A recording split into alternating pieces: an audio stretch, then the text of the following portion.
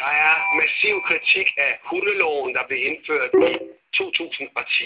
Loven betyder blandt andet, at hunde, der bider nærmest per automatik, bliver dømt til aflivning, uden at der bliver foretaget en adfærdsanalyse af hunden. Ifølge kritikerne, så sker aflivningerne efter rene skrivebordsafgørelser hos politiets jurister. Og nu lyder der krav fra begge sider af Folketinget om, at loven skal laves om.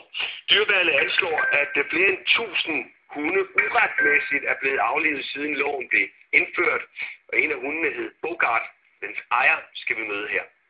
Marki, kom. 80-årige Sten Hansen har fået en ny hund.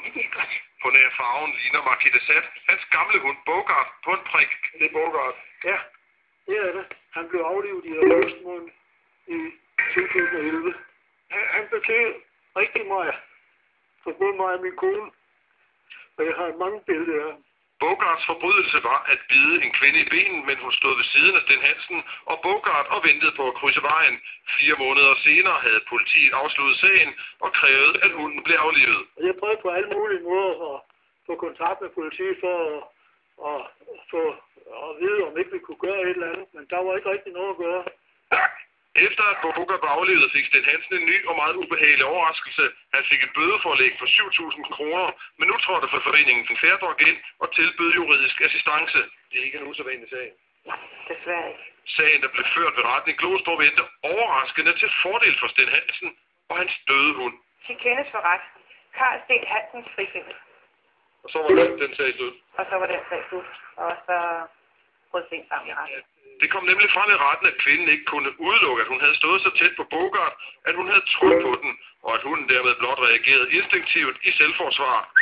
Men dette fremgik ikke af politiets efterforskning. Det var den, der førte til, at Bogart blev aflivet. Det var altså ikke hundens skyld. Det var damens skyld. Så jeg blev frikendt på jeg og hunden. Men hunden er død. Hunden er død, ja. Hvordan har du med, at det først kommer frem i retssalen, efter at hunden er aflivet? Det har jeg det rigtig skidt med. Også fordi, at det underminerer vores retssikkerhed, og specielt hundeejernes retssikkerhed, at man først finder ud af, hvad der reelt er foregået, efter at hunden er aflivet. Du får ikke hunden tilbage ved at blive frikendt i en retssag. Kan I huske? Bogart blev bragt her til Dyreværnets internat i Rødovre få dage før han blev aflivet. Her vurderes det, at over 1000 hunde urimeligt er blevet aflivet efter hundelovens indførelse i 2010. Det kan ramme din hund, og det kan ramme min hund, og det kan ramme alle hunde. Alle hunde kan jo blive presset derud, så det er deres naturlige forsvar. Hvis de bliver presset så langt ud, at de ikke får overtrådt deres grænser, eller de ikke har anden måde at forsvare sig på, så bider de. Og det ligger altså til hunde. Selvom loven knap er 3 år gammel, står politikerne nu i kø for at få den lavet om.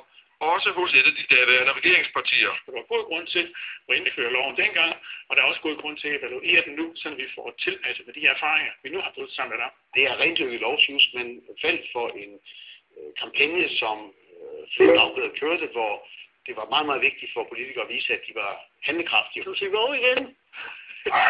Selvom Sten Hansen har fået en ny hund, tænker han hver dag på sagen og på Bogart. Og min kone har det også meget slemt. Og jeg har mareridt om natten, samtidig jeg har haft meget hårdt med det her.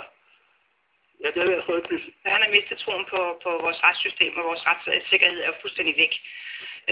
Og det er ikke noget, man bare kommer sig over. Og derfor er jeg utrolig ked af det, også fordi der er mange andre hundeejere, der gennemgår præcis det samme.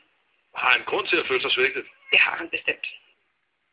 Og Enhedslisten har nu fremsat et beslutningsforslag om at ændre hundeloven, så der kommer klarhed over, hvornår et hundebid skal udløse en aflivning af hunden. I dag fortolkes loven vidt forskelligt rundt om i landets politikredse.